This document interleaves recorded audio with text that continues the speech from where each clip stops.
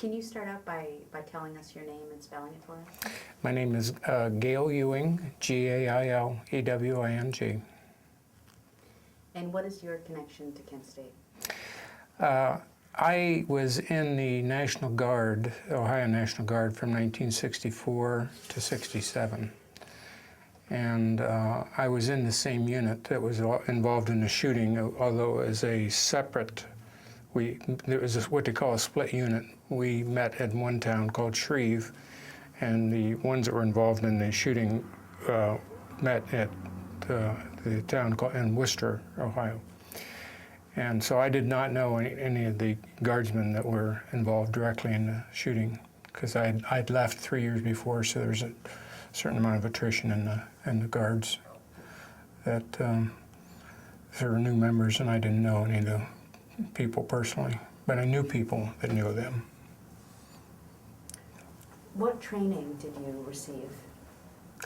For riot control, we had no training. I was sent to Cleveland in the riots in 1966. That was 2 years after I was in there, and we were given tear gas grenades and live ammunition and put on guard duty with no instruction on when to load your gun or your weapon, or when to use the tear gas or anything like that. It was just, they just passed it out and put us on guard duty. I was on a building. I remember at the time there were some young girls in the building, and they were cautioning us we're not supposed to mix with the female population because they were adolescents, and I'm not sure why they were there. But anyhow, we were on the top of that building. There's a couple of us, and we had this live ammunition and no instructions on when to use it or when to load it or anything. And it wasn't until I left in '67 and moved to California, and it wasn't until probably about 6 months after that, because they were given a lot of criticism, the National Guard was, because we had no training on riot control. So we were given some rudimentary riot control, which they didn't have any formal program, and they just did the best they could on the training of the riot control, but it was very, very limited amount of training. What did that training consist of? We were in I think we were in a type of unit that was, I was in an infantry unit before then, and I think we were in some kind of a mechanical unit or something. So we were formed up in squads, and were told to form a V shape and advance with our weapons. No ammunition at that time because we were just training. So we were told to form a V shape and kind of point like an arrow into a group of people to disperse the people. What was the feeling among the Guard during that period when you were in situations where riot control was demanded? We never came directly in any direct contact with any large crowds or anything like that. It was just our presence was mainly the effect it wanted, I guess. But we were never, when we were sent to riots, they just wanted bodies around and a presence, a police presence or a military presence. Were you and the other guardsmen fearful at any time? No. It was kind of like a test of the field, because we were from a small town, and we went into Cleveland, a big town, and a lot of different things happened in the large towns and large cities. And I remember Buffalo Springfield had the popular song called Summer in the City, and that's when we were there. We were in the summer in the city, and our necks were getting dirty and gritty. So that was like a year or so before, I think, when that song was popular. I remember the guys singing that. What type of ammunition did you have? We had I think it was M14, M14s or M1s. I think when I first went into the Guards, I think it was M1s. That was a World War II rifle. And I think we were given M14s, but I'm not sure. The National Guard always got the hand-me-downs from the regular Army. So when the regular Army got new weapons, we were given the used weapons, I guess. And I just don't recall whether it was an M14 or an M1 rifle. But I remember the clip that we were given. We were each given one clip of ammunition, and I think it had 6 rounds of ammunition that you pressed into it. So I think it was an M1. I was trained when I was in my active duty training in the Army for 6 months. I was trained on an M14, so I was much more familiar with that than the M1 rifle. And what types of bullets were in the rifles? They were steel-jacketed military armor-piercing bullets. There's 2 types of bullets, basically 2 types, probably more than that, but there's the lead-nosed bullets, which is anti-personnel, I think, and the steel-jacketed bullet, which is armor-piercing. Armor-piercing for a rifle would be maybe an inch of, or half an inch of steel. I'm not sure of that. And how far would those bullets travel if shot into the air? I would think they probably had a range of at least, not an accurate range, but a range of at least 2 miles. I'm not sure of that. An accurate range of probably 500 feet or so, maybe a little more than that. Those things, it's so long ago, it was 45 years ago, so don't recall. And when were you instructed to use live ammunition? We were never instructed to use live ammunition. When I went to the riots, and they didn't tell us. In fact, I recall that the tear gas grenades, they wanted the ammunition back, so we gave that, but they didn't ask for the tear gas grenades, and I brought one of them home and kept it for a couple of years, and I'm not sure what I did with it, but I'm not sure why I brought it home. I was young and foolish, so. At that time, could you imagine being ordered to shoot to a crowd? No. I couldn't imagine that. I would never do it, but fire over their heads or something, but I was surprised when that did. I was not really surprised when it did happen, because I recall vividly 4 years before that we were given live ammunition and no instruction. And then I found out, it was after that the unit I used to be in was the one that's involved in the shooting. What was the marksmanship training that you received? In basic training, you received extensive training, and then they had what they call AIT, which is Advanced Infantry Training, which is what I trained for. And we were trained with a lot of different weapons. We fired the M14s, the machine guns, the grenade launchers, a .45 caliber pistol, and so forth. And I was familiar. I grew up on a farm, and I was familiar with guns and so forth. So it's not a novel. I qualified as an expert marksman. Would you say that most of the guardsmen in your unit were good marksmen? I would think so, yes. Yeah. You know, it's a small, Worcester is a town of about, I think at the time it was probably 15, 16,000 people, less than 20. I'm not sure the size today, but, and that's basically a rural area with a lot of farms around there, and a lot of the people that were involved in the guards were farmers and some, what we called city boys, but the city is a relative term. After hearing about what happened at Kent, what was your analysis of how that event came to unfold?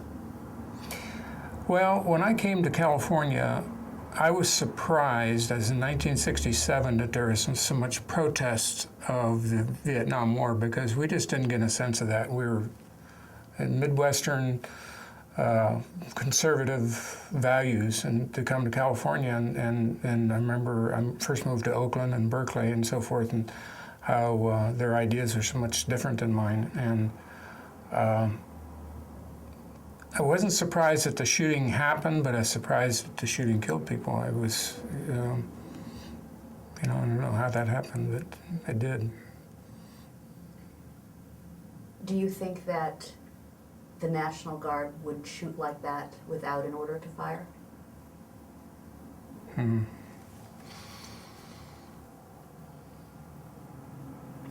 don't know. I just don't know. I suppose there's that possibility if they had not been given instructions to what to do.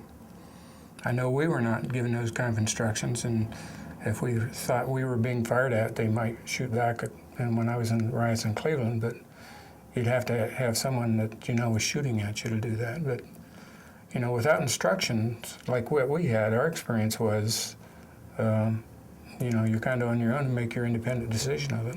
And at that age, when you're in your early 20s, teens, you don't have the judgment you do when you're a little older, a little more mature. Do you think that the Guard should have had loaded weapons on a college campus? No, I don't.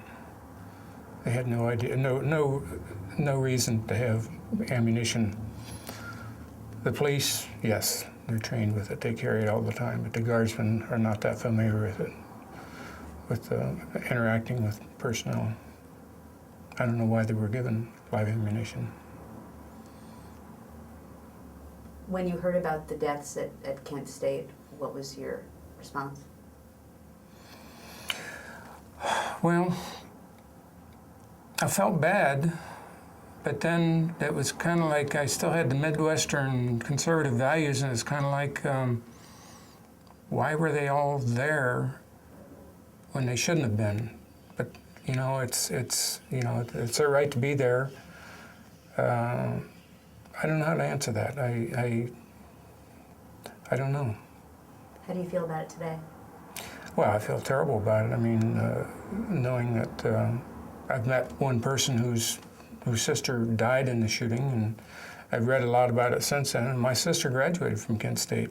It was before that, but you know, I was very familiar with it, and it's very unfortunate.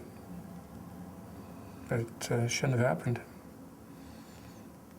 Why is it important to you to come and share your story with us today?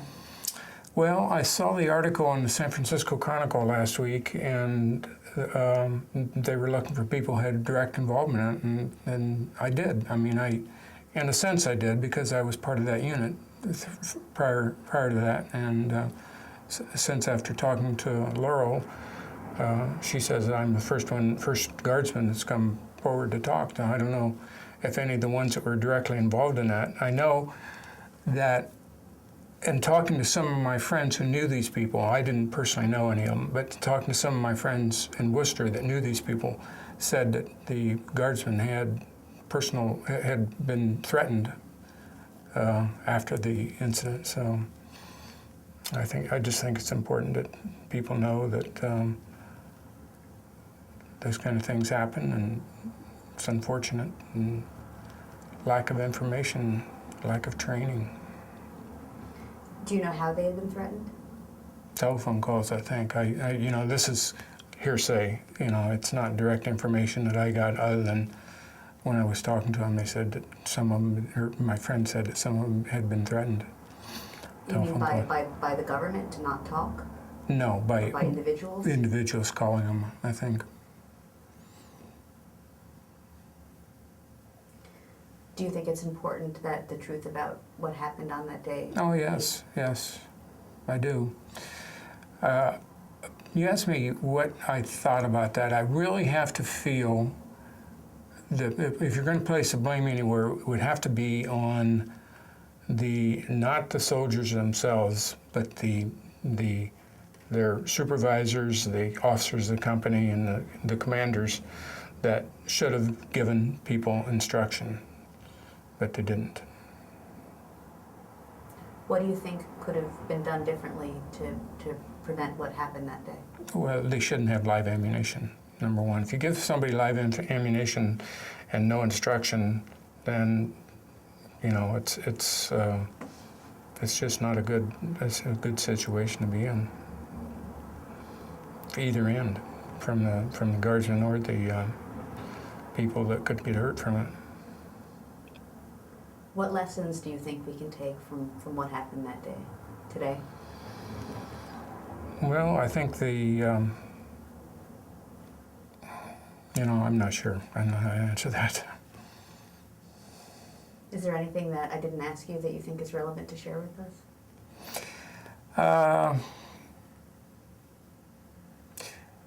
Just to finish my story on the guards, I was in the Ohio National Guard for 3 years, from 64 to 67, and I came out to California, and I was not in a unit right away, and I nearly got called into the regular Army for draft. And I didn't realize, too naive at that point, didn't realize how close I was to being sent to Vietnam without having a unit to go to. But since I had prior experience in the Guards, I found a unit and was in it for 3 years out here. And I got out the same month that the Kent State shootings happened. So I think I got out in early May. And I still have dreams about getting out of the Guard and not having a formal discharge from the Guard and being called back in, even just recently, into the regular Army to go to Iraq or Iran. And I'm 66 years old. Be the last place I'd want to be. Can you tell us what types of people volunteered for the Guard? Give us a sense of that. When I joined in 1964, the Vietnam War was just a skirmish. We saw it as a skirmish. And then when I was in training, I remember I was in Fort Dix, New Jersey, or Fort Knox, Kentucky it was, and then I went to Fort Dix, but in one of those places, somebody had written on one of the sides of the barracks, "Win the war in Vietnam." And that's the first I realized. And I was in my basic training in early '65. That's the first I realized that they were calling it a war.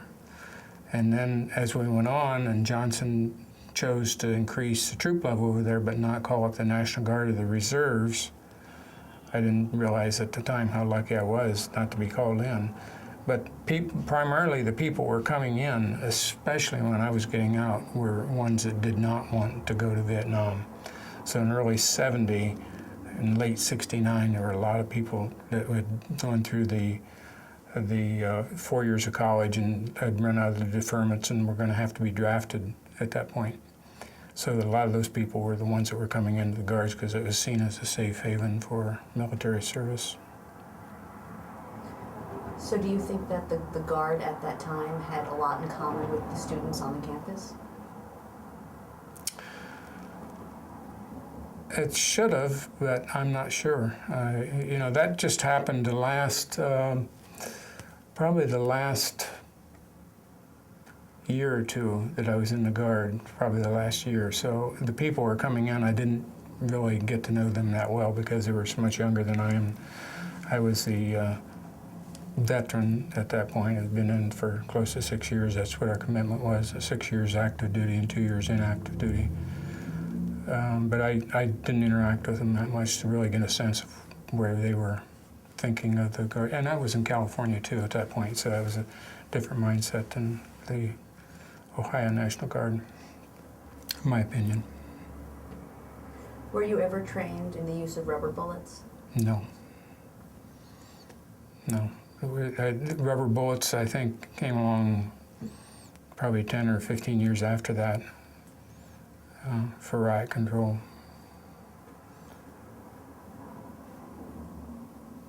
Does anyone else have any questions? Yeah, I just have one question. Several people we've talked to have mentioned, who gave the orders to provide live ammunition. How could that possibly have come down? And it's been suggested Governor Rhodes possibly was involved, the president maybe of Kent State, even President Nixon may have been someone involved to teach these kids a lesson. Do you think any of those people could have been involved? Was there any precedent from other types of activities? I think all of them could, especially when you mentioned Nixon's name. I mean, he was an extreme conservative, so he very well could have been, teach everybody a lesson and make sure everyone has live ammunition. You just rephrase that and just say that, in terms of the decision-making for the kind of thing that happened there. Well, in terms of the decision-making, I think that order of live ammunition probably came from higher than the local company commanders. It was at the state level or maybe even the federal level. We were still under state control. when we were activated. When we were sent to Cleveland, we were under state control. So I think that remained the fact at Kent State, but I'm not sure of that. But I think that mentality of us against them was what made whoever decided came from that mindset. Was it unusual to have live ammunition on a college campus? Oh yeah, we never had live ammunition except when we went to summer camp. And we had live ammunition fires at that time, or training at that time, but we never had live ammunition in any of the meetings. In fact, most of the time we didn't even have our weapons. They were always kept locked up, and occasionally we'd get them out and be familiar with them and so forth. But live ammunition is when you're on active duty under training or target practice and that sort of thing. But not used typically in crowd control? No. It was, to my knowledge, it was never used for crowd control except when we went to Cleveland and they gave it to us. But